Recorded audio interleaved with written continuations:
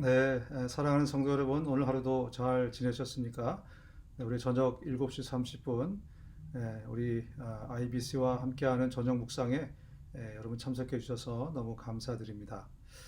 몇 가지 소식을 먼저 말씀드리자면, 오늘 한국에서는 국회의원 선거가 잘 그렇게 진행이 되었습니다. 계속해서 또 우리 국민들이 뽑고 또 하나님이 세우신 일꾼들을 위해서 계속 기도해 주시기를 또 부탁드립니다.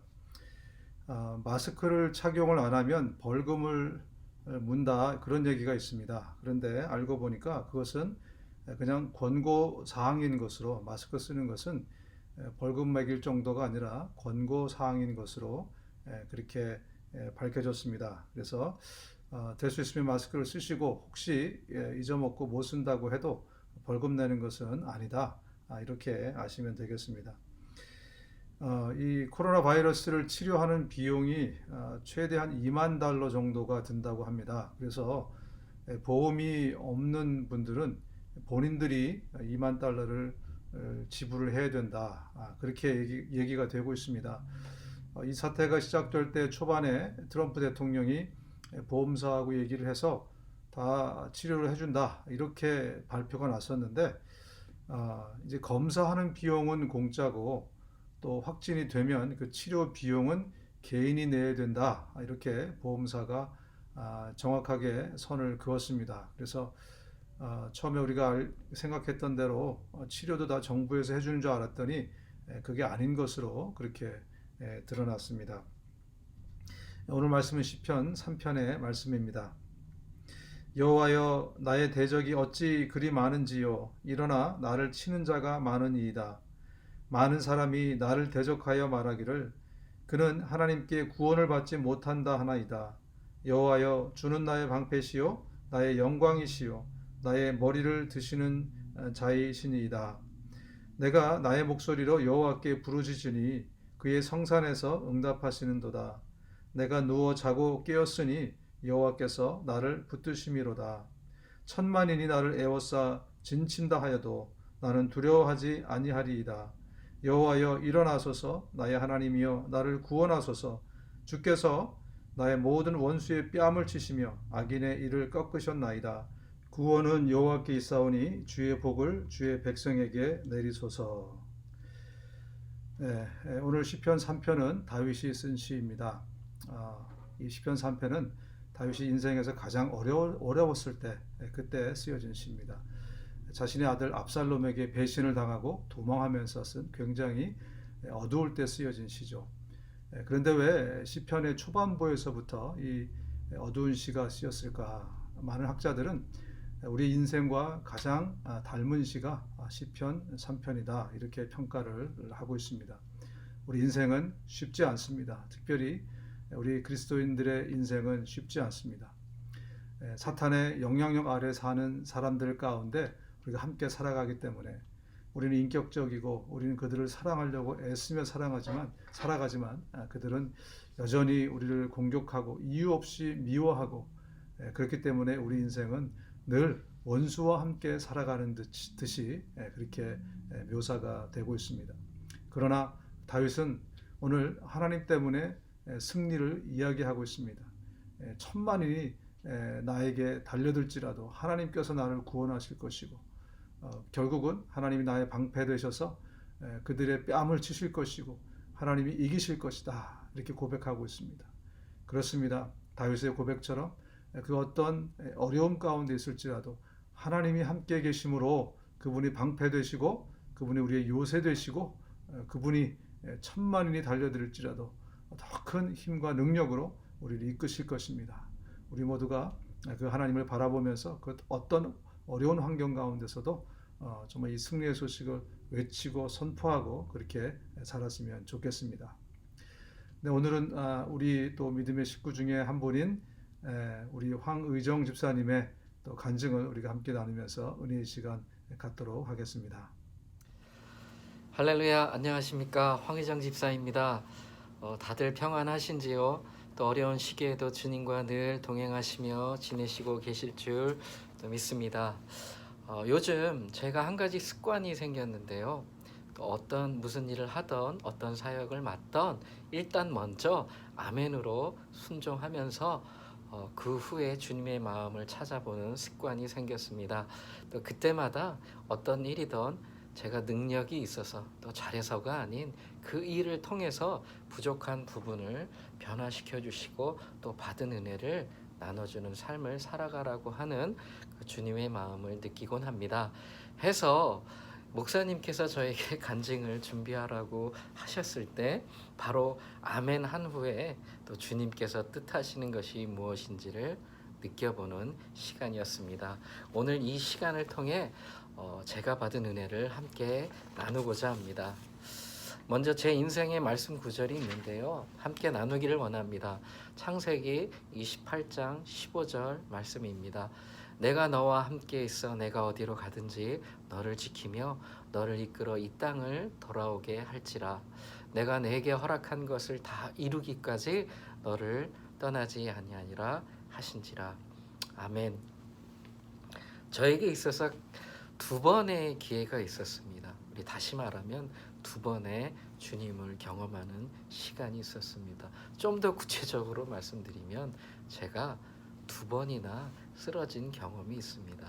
그 첫 번째 쓰러진 이유는요, 주님보다 세상을 더욱 사랑하는 마음이었습니다.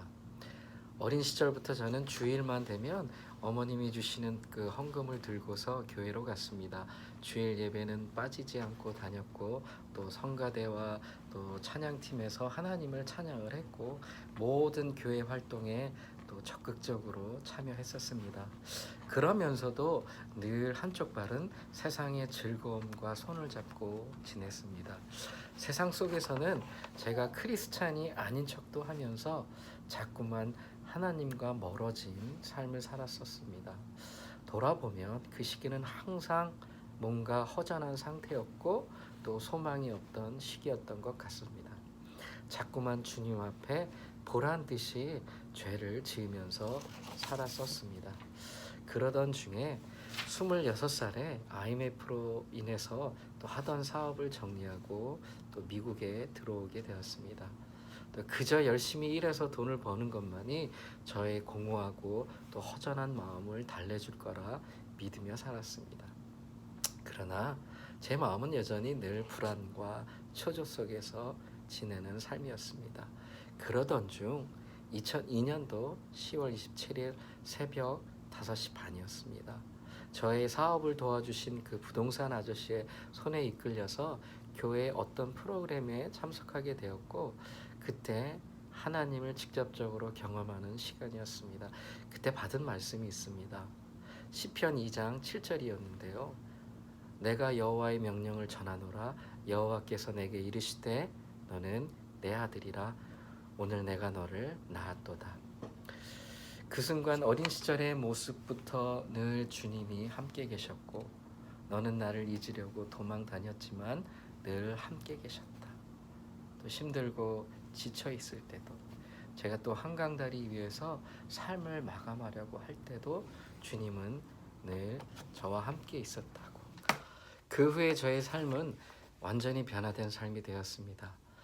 삶의 기쁨이 넘치고 몸과 마음에 있던 또 병도 치유되고 또 변화되어 주님의 사역에 더욱 열정을 가지고 구원받은 자의 삶을 살아갔습니다. 그러면 여기서 마치면 얼마나 좋겠습니까? 많은 저에게 또 다른 어려운 시기가 찾아왔습니다. 두 번째 주님께 도망가는 시기가 찾아왔었던 것입니다. 첫 번째는 세상을 주님보다 사랑하는 마음이 컸다면 두 번째는 교만이 저를 넘어뜨리게 하였습니다. 잠언 16장 18절 교만은 패망의 선봉이요 거만한 마음은 넘어짐의 앞점이니라. 그렇게 승승장구하면서 교회에서도 인정받고 하는 사업도 잘 되고 어느 것 부족함 없이 승리하며 지낸다고 착각하는 순간 제가 하는 모든 것이 처음에는 주님께서 주신 것이고 주님의 능력으로 이루어진다고 고백하고 간증하던 제가 조금씩 주님이 아닌 내가 능력이 있어서 내가 잘나서 내가 잘하니까 어느덧 주님 머리 위에 제가 서 있었습니다. 그 후의 삶은 주님께 영광이 아닌 주님의 영광을 가리는 삶이 되어 버렸습니다. 말씀이 안 들어오겠죠. 모든 것에 감사가 없었죠. 또 주님께 물어보며 계획하는 것이 아니라 저의 계획으로, 나의 생각으로 모든 것들을 살아가게 되었습니다. 또 마음은 얼마나 강팍해졌는지요. 자꾸만 주님을 떠나려고 하는 마음이 생기고 다시금 걱정과 불안과 불안함으로 나날을 보내던 때에 잠시 뒤를 잠깐 돌아봤을 때 주님과 저는 너무 멀어져 있음을 깨달았습니다. 정말 천국과 지옥을 오고 가고 할 때 그때 집사람의 기도로 한 번 더 주님께 매달려 보자 하면서 찾아간 곳이 어디였을까요? 네, 3년 전 저희 IBC 교회였습니다. 첫 예배 때 가서 엎드려 주님께 매달렸습니다. 주님, 저를 한 번만 다시 회복시켜 주시옵소서. 그때 주님이 저에게 들려주신 뚜렷한 말씀이 있습니다. 시편 2장 7절, 너는 내 아들이라 오늘 내가 너를 낳았도다. 첫 번째로 저를 만나 주셨을 때의 말씀을 다시 한번 들려주신 주님. 그 순간 얼마나 감사와 기쁨의 눈물을 흘렸는지 모릅니다. 다시 한번 주님께 모든 것을 내려놓고 이제는 주님만을 위해 살겠다고 다짐하고 더 이상 쓰러지지 않고 주님 말씀에 순종하며 나아가겠다고. 그때 만나게 해주신 우리 박준영 목자님, 또 목장을 통하여 다시 새롭게 시작된 믿음 생활은요, 또 아프고 상처받은 마음을 다시 회복시켜 주시고 또 철저히 제 자신을 회개하고 돌아보게 되었습니다. 그 시점부터 처음에 말씀드린 한 가지 습관이 생겼다고 했죠. 무슨 일이든 맡겨주시면 즉각 아멘 하고 순종하게 되었습니다.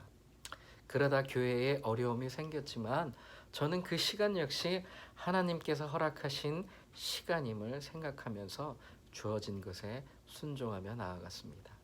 그러다 우리 권태삼 목사님을 만나게 되고 또 여러 기도회와 말씀 가운데 왜 하나님께서 저를 이곳에 보내주셨는지를 너무나 잘 깨닫게 되었습니다. 두 번에 걸쳐서 저를 기다려주시고 만져주신 주님께 더욱더 낮아져서 이 세상의 소망이 아닌 천국의 소망을 가지고 맡겨진 사명 기쁨으로 감당하며 가겠다고 소원했습니다. 함부로 그 소원하면 안 된다고 하는데 소원했습니다. 또한 우리 여러 믿음의 선배님들과 우리 동역자분들을 통해서 매일매일 훈련받고 도전하며 살아가는 하루하루가 된 듯합니다. 지금 이 시기 역시 주님께서 허락하신 시간임을 믿고 더욱더 낮아져서 주님의 음성을 듣고 말씀에 순종하며 나아가려고 합니다. 앞으로 또 다른 시련이 올 수도 있겠지만은 지난 시간들을 교훈 삼아 철저히 날마다 깨어 있어서 성령 충만한 삶을 살아가도록 하겠습니다. 우리 저를 위해서 기도 많이 해주실 줄 믿습니다. 마지막으로 이 간증문을 써내려 갈 때 집사람이 저에게 보내준 말씀 구절이 있는데요.